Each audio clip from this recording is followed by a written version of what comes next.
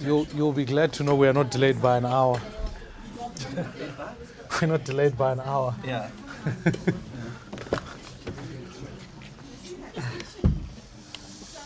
Sorry. What are you apologizing for, Gay? Being in the media means never having to say you're sorry. What were you Good afternoon, everyone. We're sorry about that slight delay. As you know, we have called this press conference to announce the shadow cabinet that the leader will be taking us through. On my far right is the Deputy Chief Whip, Jacques Julius, and obviously the leader and the Chief Whip of the organization here in Parliament. So the leader will take us through the statement and then we'll do the questions afterwards. Thank you very much, and good afternoon, everybody, and good afternoon, fellow South Africans. Let me start off by wishing all Muslim South Africans a happy, reflectful, prayerful Eid Mubarak, and as coincides with a time of prayer and fasting, I want to wish all Muslim South Africans and all over the world really a special day and a deep time of reflection. We start the 6th Parliament really with a profound focus of demonstrating to South Africans that the DA is the only alternative for this country. And therefore today I'm quite excited to be announcing our shadow cabinet. These are men and women who are diverse, who come with different competencies. There are some new people, and equally so, some experienced MPs who have served in the 5th Parliament. I want to urge to fellow South Africans that what you can expect from this team is a team that would put forward fresh ideas. We've got to demonstrate to the people of this country that actually there are alternatives, that we don't have to be stuck in the hegemonic views of this government that is in place. We come from an election where we've been re-elected as the official opposition in this 6th Parliament, and we take that opportunity as a great privilege. It's why the DA can be in every portfolio committee. It equally so is why the DA can be able to table different policy platforms for the people of this country. We're going to be focused on a few things. One, I will ask every single one of the people who will serve in the shadow cabinet to hold their opposite numbers accountable, to exercise their mandate as Chapter 4 of the Constitution, to hold the National Executive to account. Through motions, through oral questions, through written questions, and persistent work in parliamentary committees, we'll certainly not shy back at holding the government to account. Furthermore, we have a number of legislation that will be coming up in Parliament. Some of it will serve our people, and some of it is simply opposing the ambitions of the people of South Africa. It is inconsistent with our views, and certainly don't think it will be beneficial to South Africans. It's where the DA is most effective at being able to say, this legislation is simply not workable, and we need to look at alternatives. We want to furthermore, considering that our country faces indeed a deep crisis. No one can deny the fact that 10 million citizens cannot find work. It is very clear that the ANC's greatest failure is that it failed to deliver an economic plan that will make sure not only do citizens have jobs, but that we have an economy that is growing. And it's within that the DA wants to table an agenda for reform, a plan of action that tables pieces of legislation that focus on a city-led economic growth, labor legislative reforms, and how we reform our state-owned enterprises so that they serve the people of South Africa better. In other key portfolios, we'll certainly be opposing the current mining charter, oppose the threats to the economy of the fiscus, and as you all would have been aware, that matters like the national health insurance all seek to hamstring our fiscus. South Africa's problem is not its monetary policy, it is in fact its fiscal policy. And therefore, as the DA, we will be tabling alternatives in this regard.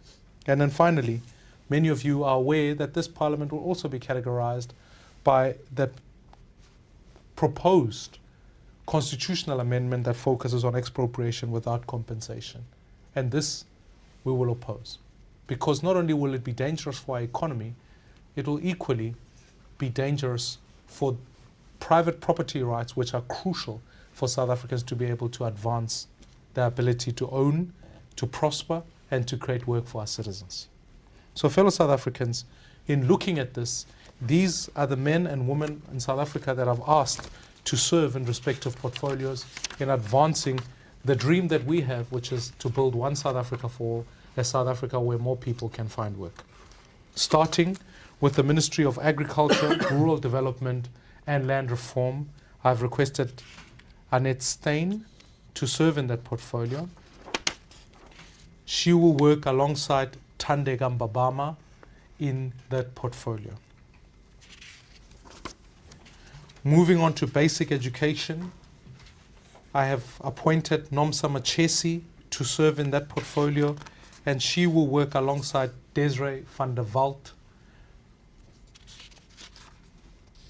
And as you can all tell, there'll be some of their, you will be getting this presentation, and so you'll have some of the bio and the details that go with that.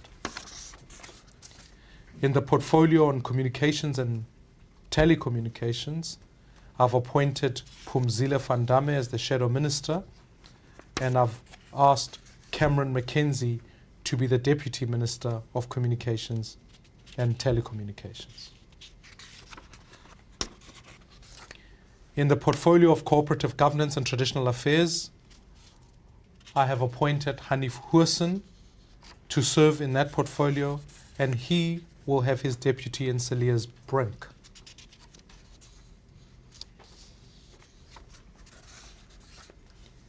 In the portfolio of defense and military veterans, I've appointed Kobus Maree to serve in that portfolio, and his deputy will be Maliake Shelembe.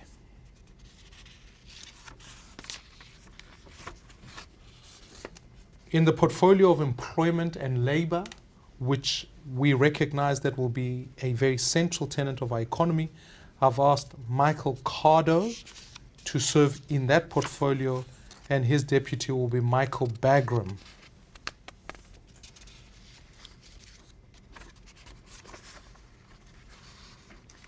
The Shadow Minister for Finance will be Jordan Hill Lewis, and the Deputy Shadow Minister of Finance will be Dr. Dion George.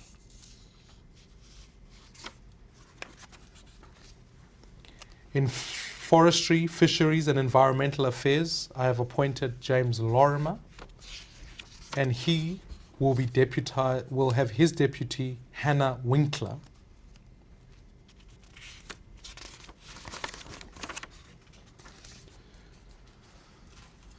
In the Ministry of Health, as the Shadow Minister of Health, I've asked Seviwe Kwarube, and she will have Lindy Wilson as the Deputy Shadow Minister in this regard.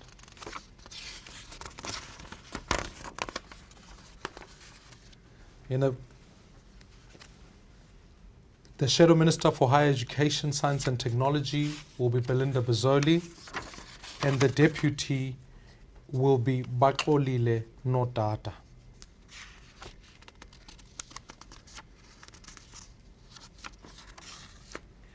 The Shadow Minister for Home Affairs will be Joe Maglua, and the Deputy Minister of Shadow Affairs will be Angel Kanyile. The Shadow Minister for Human Settlements, Water and Sanitation will be Leon Basson, and the Deputy in this regard would be Emma Powell.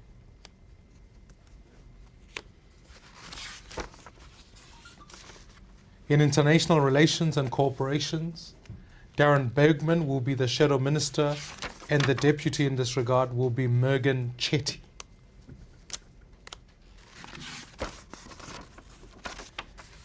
In the Portfolio Committee on Justice and Correctional Services, I have appointed Glenys Breitenbach as the Shadow Minister, and her deputy will be Werner Horn.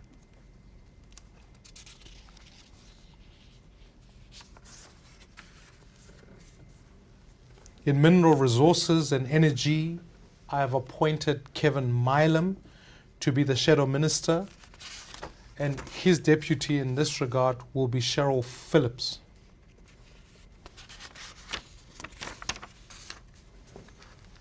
Another key dynamic of what goes on in our country is that our country has lost a war on crime. And therefore, as Shadow Minister of Police, I've requested Andrew Whitfield to be the Shadow Minister in this portfolio, and his deputy will be Oki Terblanche. In the presidency, I have requested Soli Malatsi to serve as the Shadow Minister in the presidency, and his deputy will be Khaleb Kachalia.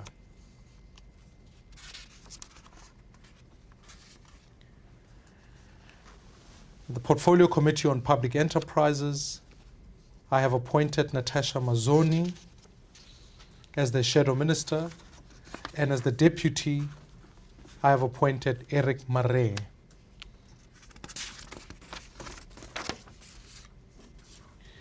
In the Portfolio Committee on Public Service and Administration, I have appointed Leon Schreiber as the Shadow Minister, and the deputy will be Michelle Clark.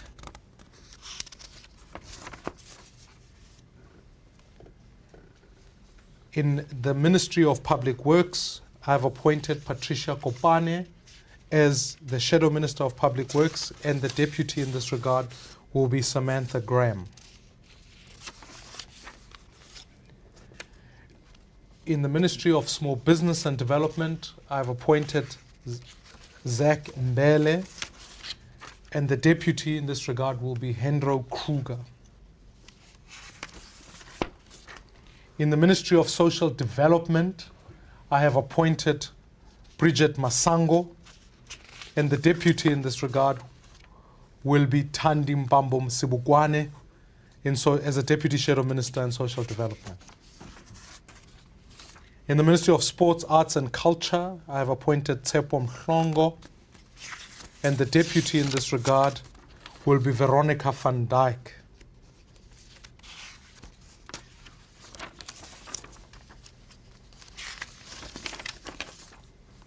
In the Ministry of State Security, which will be undergoing profound reform, we have appointed Diane Kohler-Barnard, and the deputy in this regard will be Dr. Mimi Gondwe.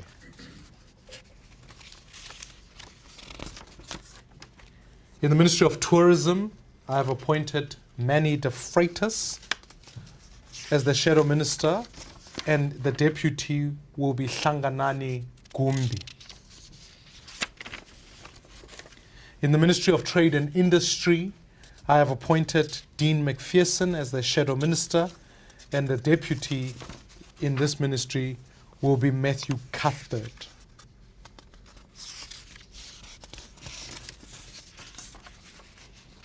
In the Ministry of Transport, that ministry will have Chris Hunsinger as the Shadow Minister, and the deputy will be Tami Mabena.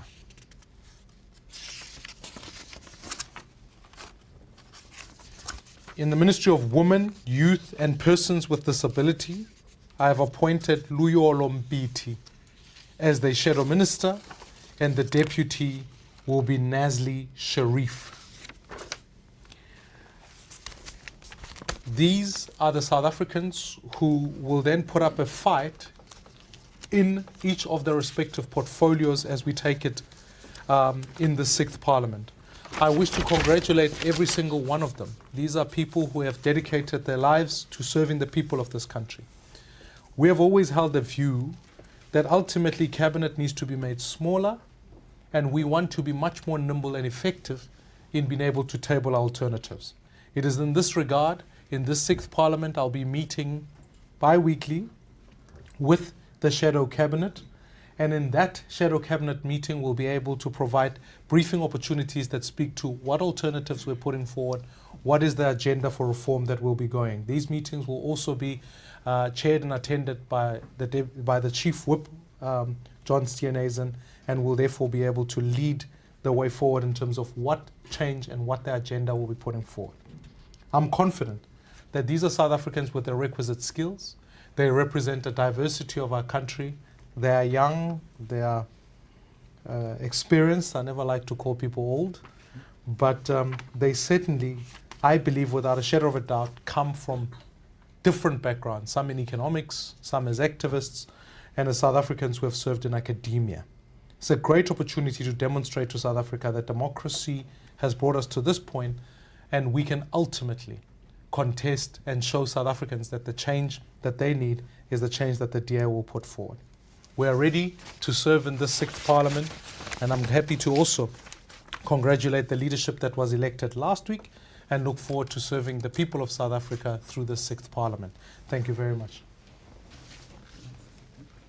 Well done. Thanks, Mmusi. We're going to take questions.